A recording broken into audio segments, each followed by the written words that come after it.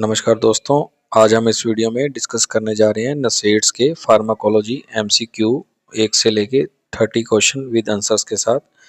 तो सबसे पहला क्वेश्चन है, which of the following is the primary mechanism of action of NSAIDs. Main mechanism क्या होता है नसेड्स का? ऑप्शन में inhibition of COX enzyme, blocking H1 receptor, stimulating opioid receptor या इनिबिट द डोपामिन रिसेप्टर। तो option आएगा A, inhibition of the COX enzyme, that is a main mechanism of the NSAIDs. Next question है, which NSAID is considered the safest in patient with cardiovascular risk? कौन से NSAID safe हैं जिसको cardiovascular risk है? तो आइबुप्रोफन, naproxen, diclofenac या rofecoxib. तो इसका राइट आंसर आएगा ऑप्शन बी, नेप्रोक्सन जो है वो सेफेस्ट है जिन पेशेंट्स को कार्डियोवास्कुलर रिस्क है। नेक्स्ट क्वेश्चन है, एस्प्रिन इरिवर्सिबल इनहिबिट करती है which enzyme leading to anti platelet effect?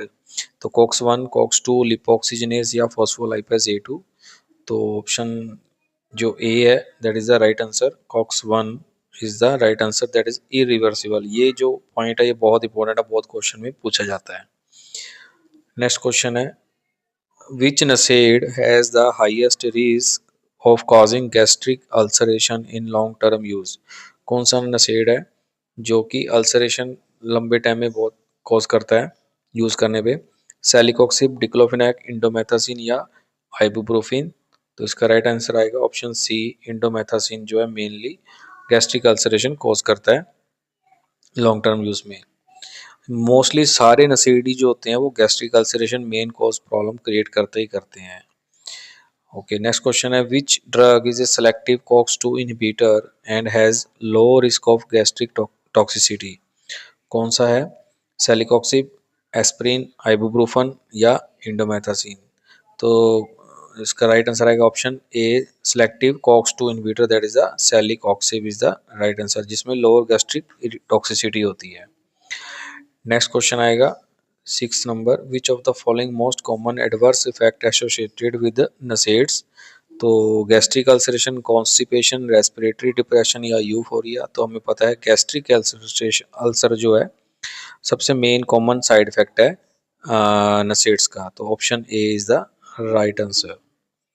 Next question है, लो डोज एस्पिरिन जो होती है मेनली यूज की जाती है for therapeutic purpose in cardiovascular patient as a analgesic या एंटीप्लेटलेट, एंटीपायरेसिस या एंटी इंफ्लेमेटरी। तो बहुत इजी क्वेश्चन है, एंटी प्लेटलेट की तरह उसको हम यूज करते हैं लो डोज एस्पिरिन को जिनको कार्डियोवास्कुलर पेशेंट्स जो होते हैं हार्ट रिलेटेड। नेक्स्ट क्वेश्चन है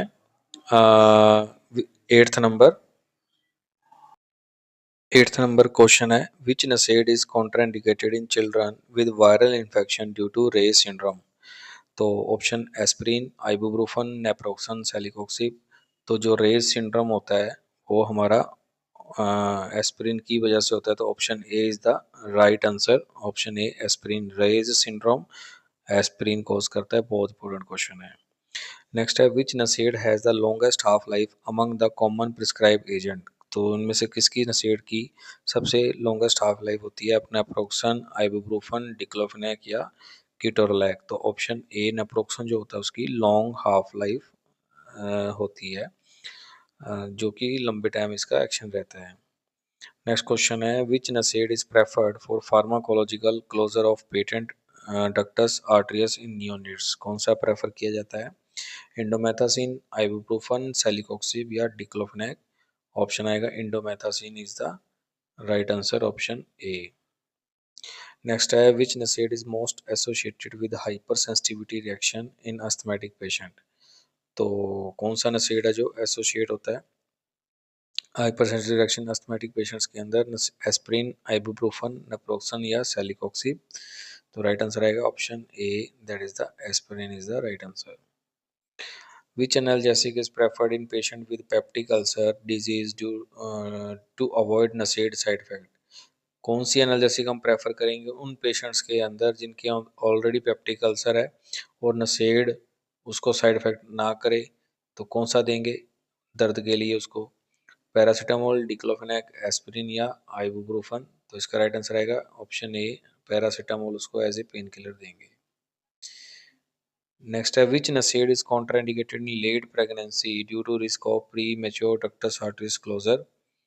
तो उसमें अब कॉन्ट्राइंडिकेटेड कौन सा होगा, उसमें तो हमने देखा था कौन सा प्रेफर किया जाता है, इसमें कॉन्ट्राइंडिकेटेड कौन सा है, इंडोमेथासिन, आइबुप्रोफन, एस्पिरिन या naproxen.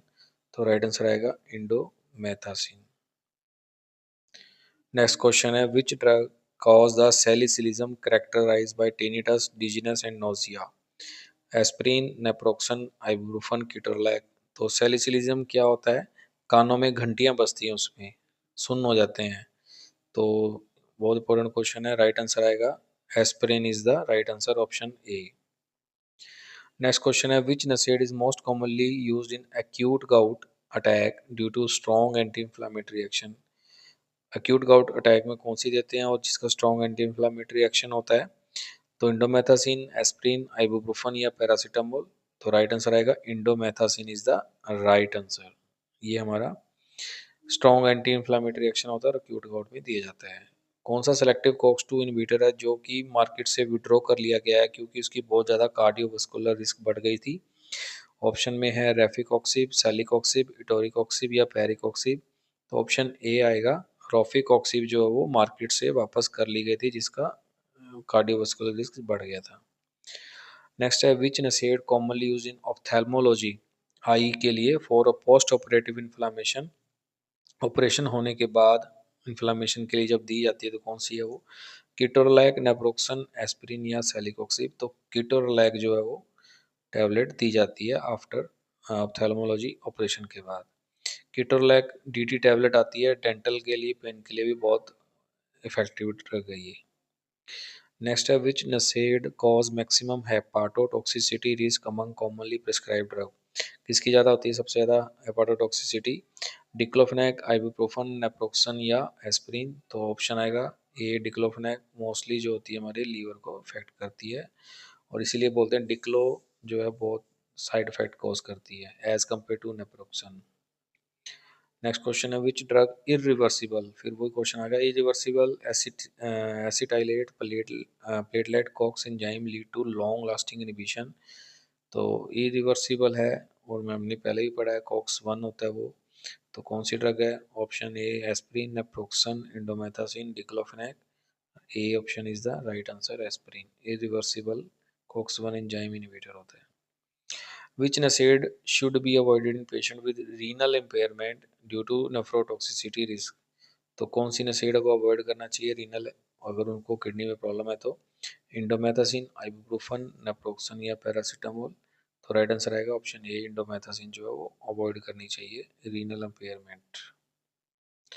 Next question which NSAID is used first line drug treatment for ankylosing spondylitis, indomethacin, naproxen, celecoxib, aspirin. तो इसमें हम इंडोमेथासिन सबसे पहले प्रेफर करते हैं, option A is the right answer. Which NSAID cause the photosensitivity as a side effect, photosensitivity मतलब light से उस प्रॉब्लम होने लगती है। Piroxicam, ibuprofen, paracetamol, diclofenac. तो ऑप्शन आएगा right, piroxicam is the right answer जो कि फोटोसेंसिटिविटी कॉज करती है। नेक्स्ट है which NSAID safest in asthmatic patient with aspirin sensitivity, जो अस्थमा का पेशेंट है और एस्पिरिन से उसको सेंसिटिविटी है तो क्या देंगे उसको हम, पैरासीटामोल, आइबुप्रोफन, डिक्लोफेनेक या नेप्रोक्सन। तो ऑप्शन ए पैरासीटामोल जो उसके लिए सेफेस्ट ड्रग है, paracetamol. Which drug is not classified as an NSAID but provide analgesic and antipyretic. Okay, कौन सा है जो कि नशेड में क्लासीफाई नहीं होता है बट फिर भी एनाल्जेसिक और एंटीबायोटिक एक्शन करता है। तो paracetamol, ibuprofen, diclofenac, naproxen. Option A paracetamol जो है वो राइट आंसर आएगा इसका। नेक्स्ट है which NSAID is associated with highest cardiovascular risk among common non selective agent. सबसे ज़्यादा किसका होता है, डिक्लोफेनेक, नेप्रोक्सन, आइबुप्रोफन या कीटोरलैक का। तो कार्डियोवास्कुलर रिस्क किसका आएगा, डिक्लोफेनेक। इसका सबसे ज़्यादा हेपाटोटॉक्सिसिटी भी था डिक्लो का और कार्डियोवास्कुलर रिस्क भी आ रहा है। नेक्स्ट है which NSAID contraindicated in patient with bleeding disorder due to antiplatelet. बिल्कुल, तो कॉन्ट्राइंडिकेटेड हम कौन करेंगे, aspirin, ibuprofen, naproxen, celecoxib. Option A is the right answer क्योंकि एस्पिरिन ऑलरेडी एंटी प्लेटलेट की तरह काम करता है, और ज़्यादा एंटी प्लेटलेट वो कर देगा एक्शन, और ज़्यादा ब्लीडिंग होगी, तो इसलिए उसको अवॉइड करना है हमने एस्पिरिन को। विच ड्रग है antidote for paracetamol overdose through paracetamol is not a NSAID? तो एन एसिटाइलसाइस्टिन, नैलोक्सन, एट्रोपिन, फ्लूमासेनिल। तो एंटीडोट क्या है पैरासीटामोल का? N acetylcysteine is the right answer, option A. Most important question है ये, हमेशा याद रखना चाहिए इसको। Which NSAID has the shortest half life? Long हमने पढ़ लिया था पहले, आई एम शॉर्टेस्ट पूछे हैं अब इन्होंने। And require frequent dosing for pain relief. तो कौन सा है? आइबुप्रोफन, डिक्लोफेनाक, नेप्रोक्सन या इंडोमेथासिन? तो ऑप्शन ए आइबुप्रोफन जो है वो छोटा होता है हाफ लाइफ इसका। नेक्स्ट क्वेश्चन है which drug used as a reference standard to test anti inflammatory activity in experiment? कौन सी जो है नसेड को एज ए स्टैंडर्ड लेते हैं, एज ए एंटी इन्फ्लामेटरी, जब कोई भी एक्सपेरिमेंट करते हैं मेडिसिन का? तो इंडोमेथासिन है या एस्पिरिन या पैरासीटामोल? तो डिक्लोफेनाक। ए आएगा ऑप्शन ए, इंडोमेथासिन जो हम एज ए स्टैंडर्ड रखते हैं, उसका रेफरेंस रखते हैं एंटी इन्फ्लामेटरी के लिए। लास्ट क्वेश्चन है which NSAID is contraindicated in gout but it reduce uric acid excretion? ठीक है, कौन सी नसेड है जो गाउट में नहीं दी जाती, और क्योंकि क्योंकि वो यूरिक एसिड के एक्सक्रीशन को रिड्यूस करती है? तो कौन सी नसेड है वो? एस्प्रिन है, आइबुप्रोफन है, नेप्रोक्सन है या इंडोमेथासिन? तो ऑप्शन ए एस्प्रिन जो है वो रिड्यूस कर देती है उसका यूरिक एसिड का एक्सक्रीशन, तो राइट आंसर है एस्प्रिन। तो आज हमने किए 1 से लेके 30 क्वेश्चन नसेड के। नेक्स्ट हम लेके आएंगे वीडियो में फार्माकोलॉजी का कोई नया टॉपिक पे क्वेश्चन एमसीक्यू के साथ। थैंक यू दोस्तों।